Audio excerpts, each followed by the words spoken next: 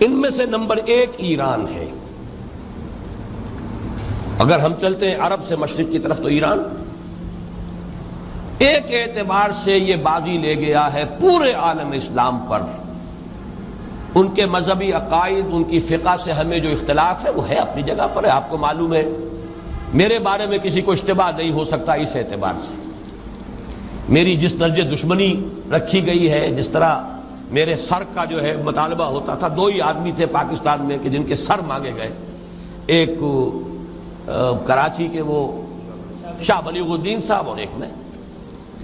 تو اس حوالے سے وہ اپنی جگہ پر اختلاف ہے، لیکن اس حقیقت کا اعتراف کیے بغیر نہیں رہا جا سکتا پورے عالم اسلام میں یہ واحد مسلمان ملک ہے جس نے بہرحال اپنی شریعت، اپنے عقائد کے مطابق ایک مذہبی انقلاب برپا کیا ہے.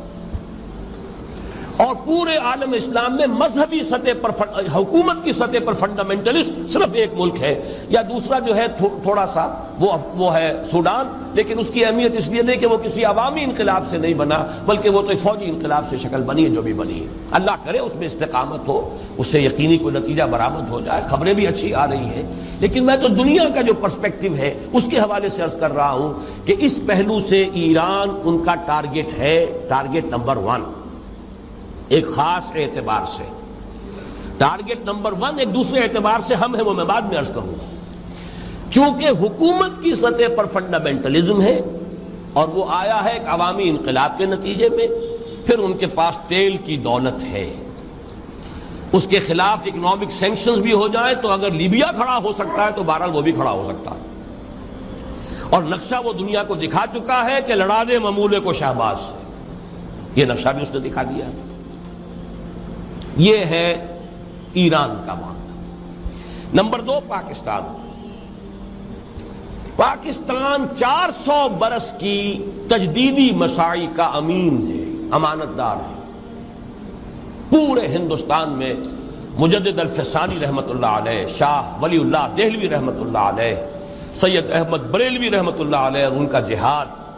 پھر اس 20ویں صدی عیسوی میں یا 14ویں صدی ہجری میں علامہ اقبال جیسا مفکر، مولانا مودودی جیسا مصنف، مولانا الیاس جیسا مبلغ، شیخ الہند جیسا مجاہد حریت. پورے عالم اسلام میں ان کا پیرلل کوئی موجود نہیں. یہ 400 سال کی تاریخ ہے.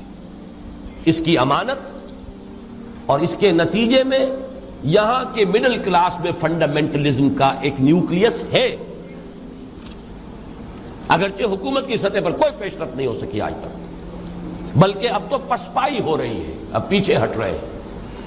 وہ ہمارے ان سیاسی جو بھی زعماء ہیں، جو جماعتیں ہیں، ان کی غلطی اور الیکشن ہی کو واحد میدان بنا کر اس کے اندر اپنا سارا وقت و توانائی اور قوتیں ضائع کر دینا، یہ ہے در حقیقت جس کا کہ یہ صدا مل رہی ہے کہ اس اعتبار سے تو پسپائی کی طرف ہے معاملہ، کسی پیش رفت کی طرف نہیں ہے.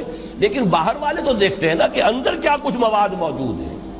اگر مڈل کلاس میں وہ فنڈامنٹلزم کا بارود موجود ہے تو کسی بھی وقت اس کے اندر جو ہے وہ کوئی دھماکہ ہو سکتا ہے.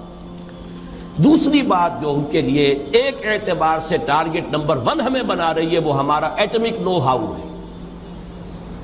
پورے عالم اسلام میں اور کسی کے پاس نہیں. اسلامی بم اگر بنے گا تو یہی بنے گا. یہ ہے مختلف اسباب جس کے بنا پر ایران اور پاکستان کو آپ بریکٹ کر لیجئے. یہ اس نیو ورلڈ آرڈر یا آج کی میری گفتگو کے حوالے سے یہودی اور عیسائی گٹھ جوڑ کا جو ٹارگٹ نمبر 1 ہے، ایک اعتبار سے ایران ہے، ایک اعتبار سے پاکستان ہے.